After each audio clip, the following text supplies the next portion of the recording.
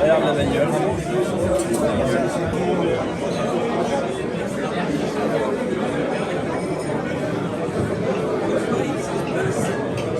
Aujourd'hui, 45 partenaires, un palais des congrès qui est complet, et nous allons recevoir demain 180 adhérents, plus une trentaine d'accompagnants. Vous pourrez aussi remarquer qu'on a une perspective qui est plutôt très riche en informations, et puis un annuaire qui a été aussi... J'ai une crampe, sacrée bande de gagnants, j'ai une crampe.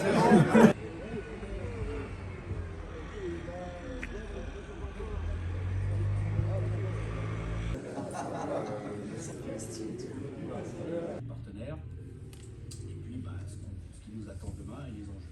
Comment on fait? Donc nous, on n'est pas reconnus, on est soi-disant pas... Quand je vois des courtiers en travaux, quand je vois des... Ouais, tu sais, Stéphane, quand tu joues...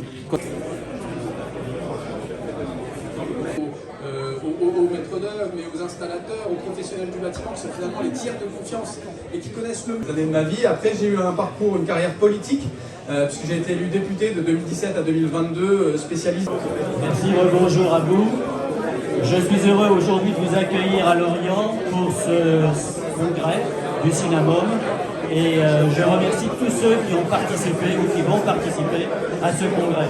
Donc je représente donc Fabrice Leher, ministre de la Mer, aujourd'hui. Et donc je suis heureux encore une fois de vous accueillir pour quelque chose qui est très important. C'est tout simplement la reconnaissance de l'action en direction des économies d'énergie, de la construction durable et également de la production d'énergie locale. Faire parler de défossilisation. Parce qu'en fait, si on se projette en 2050, on aura encore beaucoup de carbone dans nos matériaux, dans nos vecteurs énergétiques. Mais également en qualité phonique, il faut situer l'île Martyr. Elle a été reconstruite après la guerre et on voit que la construction ou la reconstruction continue. Puisque juste à côté, nous avons un chantier d'un bâtiment emblématique de la reconstruction que nous avons été obligés de reconstruire parce qu'il n'était plus adapté à sa fonction d'aujourd'hui. Et donc, on le voit, une construction vertueuse, c'est une construction qui doit être durable, réutilisable, à volonté, je dirais. Et pour cela, il n'y a pas 36 solutions, me semble-t-il. Il faut que ce soit une construction de qualité. Et j'ai l'habitude de développer, s'épanouir. Et du coup, pour pouvoir s'épanouir correctement, on a besoin de continuer à construire et à rénover des... Il faut savoir que la RE 2020 nous a rendu sur certains points les choses un peu plus compliquées, favorise les outils qui nous permettent d'apporter des solutions. Et on va avoir des enjeux demain qui vont être très importants, comme la gestion de l'eau, la qualité de l'air, et aussi la gestion des déchets, avec pour certains dossiers le réemploi de certains matériaux. Vous savez que la réglementation a évolué dans le cadre de la formation des archis et on a l'obligation d'avoir 2 journées de formation structurées obligatoires par an.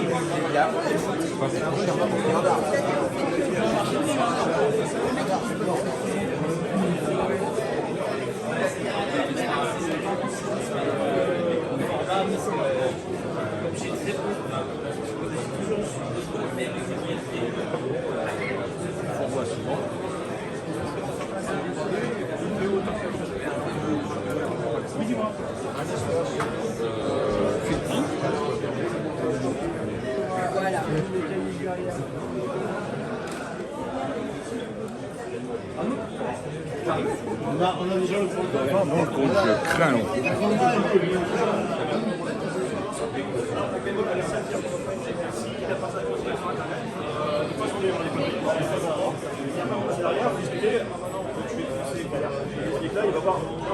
Lors du prochain congrès.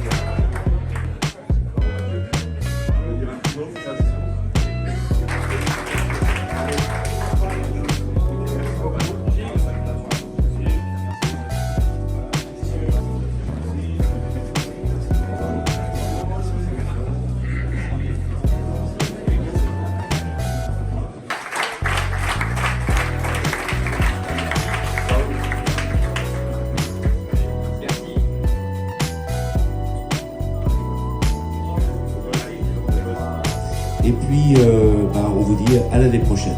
Merci, à bientôt.